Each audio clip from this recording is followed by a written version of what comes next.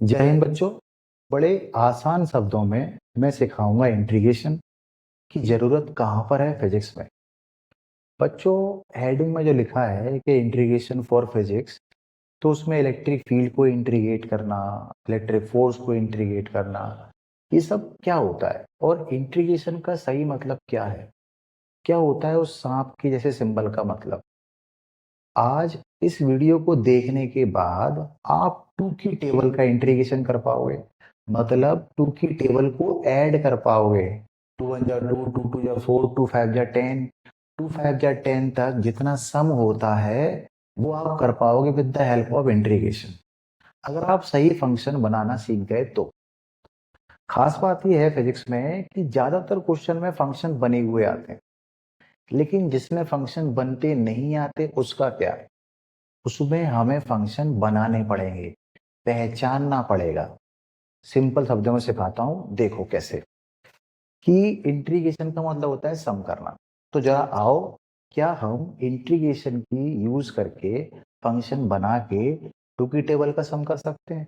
अगर हम ऐसा कर सकते हैं तो हम वर्क भी निकाल लेंगे, फोर्स इनटू डिस्प्लेसमेंट, हम पोटेंशियल भी निकाल लेंगे, electric field multiply displacement, flux भी निकाल लेंगे।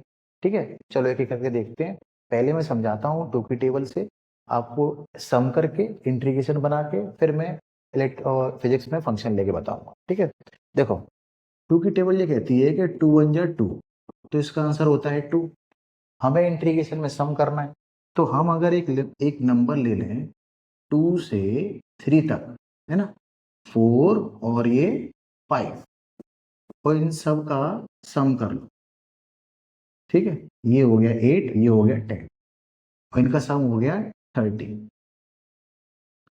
तो क्या टू की टेबल को 5 स्टेप तक हम 30 ला सकते हैं? आओ देखते हैं कैसे। सबसे पहले तो ये इंटीग्रेशन का सिंबल होता है, ये सांप जैसा सिंबल होता है, ये होता है सम का सिंबल। इसमें एक होती है लोअर लिमिट, एक होती है अपर लिमिट, बीच में होता है एक एफ एक्स लिखा हुआ जिसको कहते हैं फंक्शन, वो हम इससे बना देंगे, और कुछ डी एक्स करके लिखा हुआ होता है। ये बेसिकली कंटिन्यूस, ये डिस्क्रीट है, इसको हम कंटिन्यूस बनाएंगे और उसके बाद इसमें यूज करेंगे कंटिन्यूस फ्लो, कंटिन्यूस सम, कंटिन्यूस बॉडीज के लिए यूज होता है। ठीक है, तो चलो आपको सिंपल सा इसका फंक्शन बनाते हैं। पहले समझ लो, ये जो dx है जिसमें चेंज हो रहा है, फंक्शन के अंदर वही होना चाहिए। जो लिमिट है, ये लिमिट भी x में ही होना चाहिए। क्या 1 से लेके 5 तक की लिमिट है? नहीं। आओ देखते हैं कैसे। देखो, सबसे पहले फंक्शन बचाना, ये कांस्टेंट है, ये कांस्टेंट है, लगातार टू टू टू होता जा रहा है, और ये है नंबर 1 2 3 4 5, तो ये हर बार एक बढ़ रहा है, यानी ये वेरिएबल है जो चेंज हो रहा है। हो सकता है टू की पावर टू का 6 का आ जाए, टू का 7 का आ जाए, टू का 8 का आ जाए, टू का 10 का आ जाए, तो मैंने लिख दिया x। ठीक है, तो ये बन गया मेरा फंक्शन, तो मैंने लिखा 2x अपने फंक्शन की जगह पर, और छोटा छोटा जो चेंज है dx में ही हो रहा है, x में लगातार चेंज dx के रेस्पेक्ट में। अभी इतना लिख दिया मैंने। dx क्या होता है? एक छोटा चेंज। जब मैं इसका 30 सम ले आऊंगा तब मैं इसका ग्राफ बना के आपको बताऊंगा कि रियल कहानी क्या है। अगर मैं लिमिट 1 से लेके 5 तक लूं, ये लोअर लिमिट, ये अपर लिमिट, तो इसका इंटरवल आएगा फाइनल माइनस इनिशियल, आंसर आएगा 4, जो गलत है। मैं तो ले रहा हूं 5 तक, आप ले रहे हो 4 तक। और अगर मैं इसका इंटीग्रेशन लूं 1 से लेके 6 तक, तो आएगा इंटरवल 5, लेकिन मैं 30 से आगे चला जाऊंगा। आपको विश्वास नहीं है तो मैं इन दोनों लिमिट से लेकर भी दिखा दूंगा, पहले मैं सही करके दिखा दूंगा आपको। तो मैं कंटिन्यूस के लिए मैं लिमिट लूंगा 0.5 से 5.5 तक, ये मैंने एक लिमिट ली, और ये मैं बताऊंगा ग्राफ बना के कि मैंने यही लिमिट क्यों ली। अब आप माइनस करोगे तो 5 माइनस 0.5, आंसर आ गया 5। इंटरवल 5 का, जी हाँ, 1 2 3 4 5, इंटरवल 5 का है, x 5 तक जा रहा है, तो फाइनल माइनस इनिशियल। अच्छा, और ये 0.5 से स्टार्ट क्यों किया, ये मैं ग्राफ से बताऊंगा, क्योंकि इसका ग्राफ बनता है। ये इनडायरेक्टली आप L इंटू बी कर रहे हो, एरिया होता है इंटीग्रेशन में जो सम करते हैं वो एरिया के हिसाब से करते हैं। जैसे दो दोस्त थे, एक ने कहा मैं निकाल दूं सम 30, जल्दी आ गया, तुम इंटीग्रेशन से लगे रहो बहुत दिनों तक। उसने कहा रुको, तुम 2 मल्टीप्लाई 1 से लेके 2 मल्टीप्लाई 100 तक सम करो, मैं with the help of integration कर दूंगा। तो इंटीग्रेशन वाला बच्चा जीत जाएगा। ये एक टूल है, बड़े आराम से काम आएगा। देखो, तो मैंने लिया इसका ये, अगर मैं एक सिंपल सा फॉर्मूला बता दूं आपको, जैसे इसको ले लेता हूँ उल्टा करके। जैसे अगर आपको इंटीग्रेशन करना है तो x की पावर n+1 अपॉन n+1, ये फाइनल फॉर्मूला इसका आ जाता है। तो अगर इसको मैं कन्वर्ट करूं, टू कांस्टेंट बाहर निकाल दिए, x की पावर 1 है तो 1+1, क्योंकि n की जगह पर 1 है, यहाँ पे मैं n लिख देता हूँ, ठीक है। तो यहाँ पे भी n की जगह पर 1 है, n की जगह पर 1 है, तो 1+1 1+1, ठीक है। और ये रहा 1+1, ठीक है। अच्छा, इसको हटा देते हैं, कंफ्यूजन हो गया। अब ये हटा दिया मैंने, लिमिट कहाँ से ली, 0.5 से 5.5। अब मैंने किया 2x² अपॉन 2, लिमिट 0.5 से 5.5 तक, जो 2 से 2 खत्म।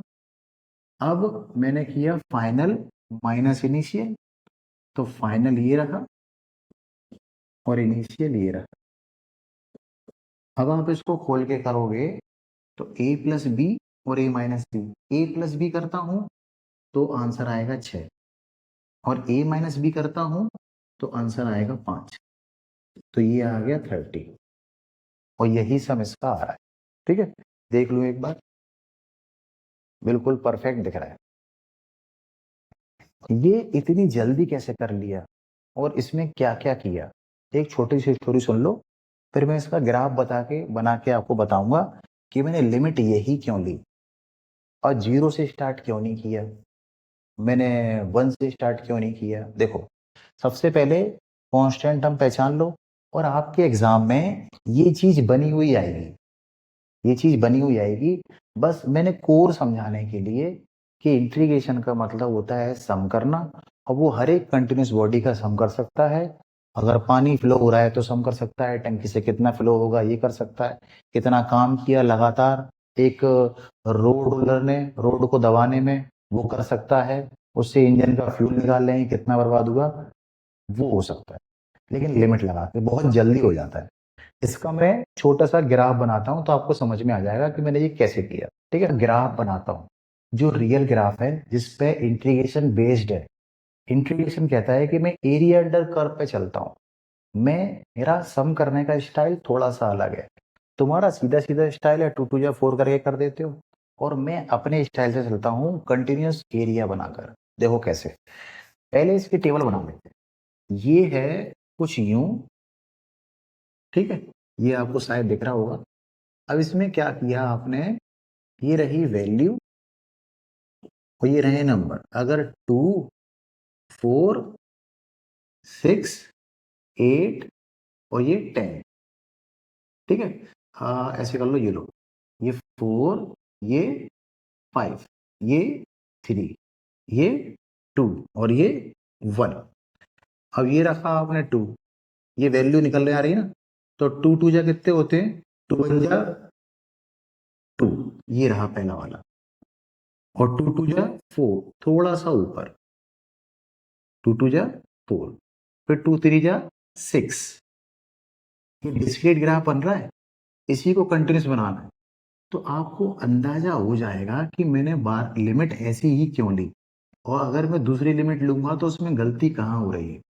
थोड़ा बड़ा कर लेते हैं इसको, ये 8 पे है, 8 पे, और ये है 10 पे। चलो, इसकी वैल्यू कितनी है 2, इसकी कितनी है 4, इसकी कितनी है 6, 8 और 10। अगर इनके करेक्ट करेक्ट जोड़े तो ये यहाँ कुछ आते हैं। अब मैंने लिमिट ली थी कहाँ से, मैंने लिमिट ली थी 0.5 से 5.5 तक। तो इंटीग्रेशन ये कहता है कि कंटिन्यूस कर्व बनाओ, उस कर्व में छोटे छोटे रेक्टेंगल बनाओ। ये बड़े बड़े रेक्टेंगल है, जैसे मैं अगर यहां से लूं,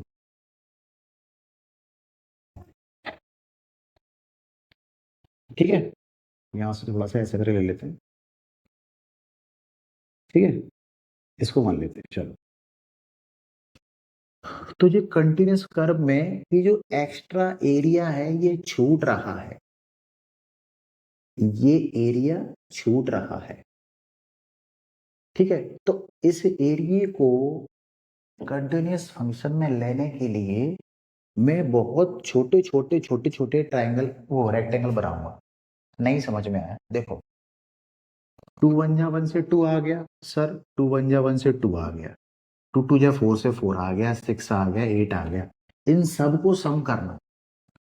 अगर इन सबको मैं सम करूंगा तो जरा गौर से देखना, मैं ऐसे इतने इतने ट्राइंगल बनाऊंगा छोटे छोटे कि यहां पर अगर ये एरिया कम है तो ये वाला एरिया ज्यादा है, तो ये दोनों का एवरेज मिल जाएगा मुझे।